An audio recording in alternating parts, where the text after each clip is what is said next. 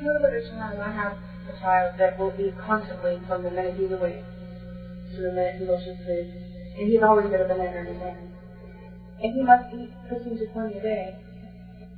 When would I expect he could actually be able to sit down and eat 5 at a time? I mean, he doesn't do that. He'll just eat like one, a half hour later, have another one, and it's just a continuum.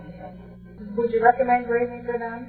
The question is, effectively, if a child is taking a grazing approach to its diet and not eating meals as such, is that something to support or something to try and do something about? Habits are very powerfully developed in childhood. We tend to carry them through into our adult life with ease. What are the advantages of eating a meal at relatively fixed intervals? And when I say fixed, I don't mean you eat by the clock. I'm saying eat when you're hungry, but leaving a significant gap between one period of eating and another. The benefit is that you allow your body to focus its energies on digesting and fully dealing with what's being eaten before it has to start dealing with something else that's come down the chute.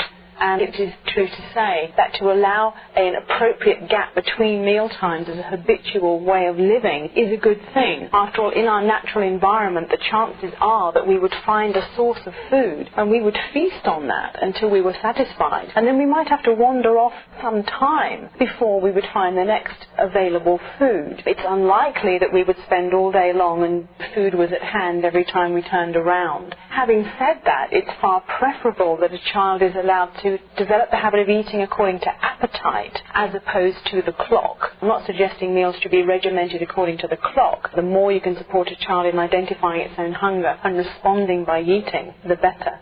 So add something to that. Infants should be fed on demand, and really little one, talking about a child that's quite young still, is only capable of eating small quantities.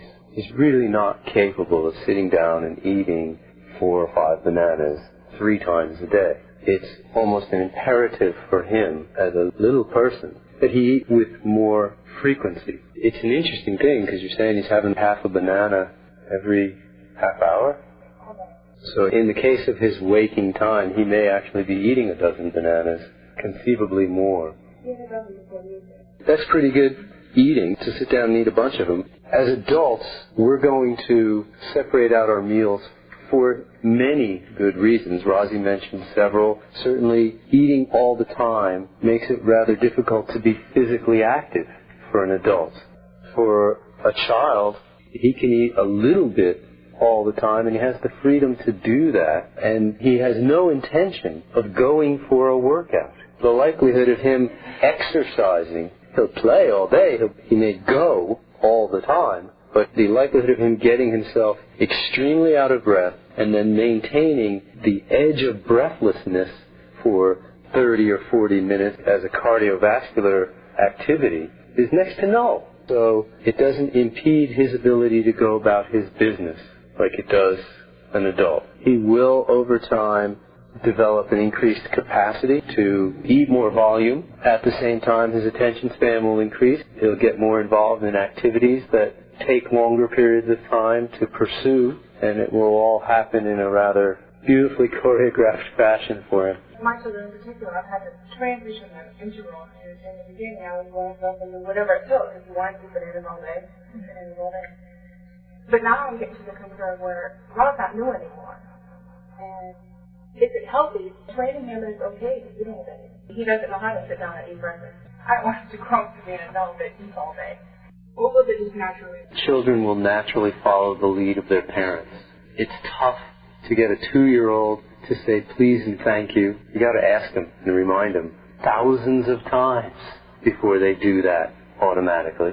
And it's tough to train them to eat sufficient volume so that they're not going to be hungry for the next 3 hours.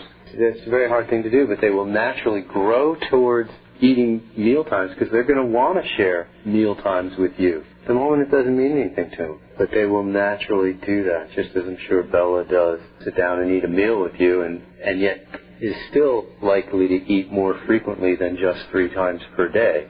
In 5 more years, the likelihood is that she'll be down to eating just a few times a day.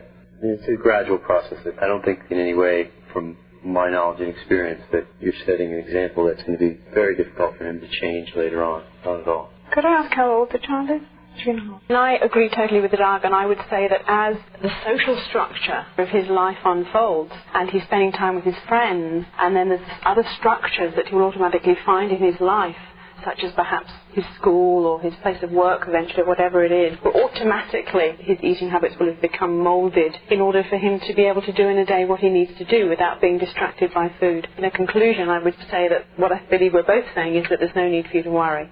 But don't let him run with that banana in his hand. That's as dangerous as scissors.